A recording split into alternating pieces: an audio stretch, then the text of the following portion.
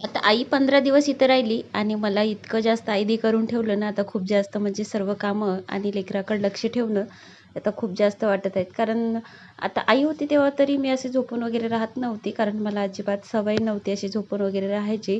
परंतु मी कोणतं काम हातात घेतलं की आई म्हणायची की राहू दे मी करतो, म्हणून माझ्या आधी पटकन उठायची आणि करायची. आणि माहीतही पडलं नाही की 15 दिवस कसे गेलेत आणि अचानकच आता एकदमच असं म्हणजे भणभणल्यासारखं वाटत आहे इथं.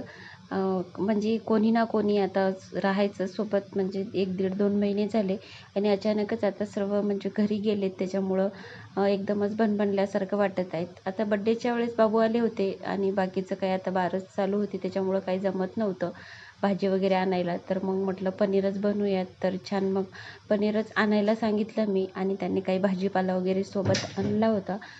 तर बाबू आले तर 2 दिवस राहिले होते आणि मग आई आणि बाबू दोघं सोबतच घरी गेलेत. तसं तर आता म्हणजे कोणी ना कोणी पाहुणे घरून चालूच राहतात. म्हणजे आणखीन आता 15-20 दिवसाकडं आणखीन आई येणार आहेत, बाईच्या आत्याबाई येणार आहेत बाईचं नाव वगैरे ठेवायला.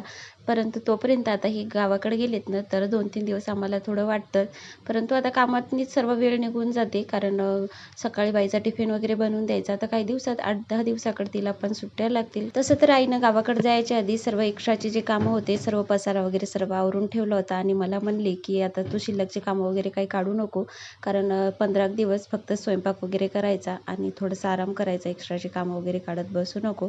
तर चला भेटू उद्याच्या ब्लॉगमध्ये.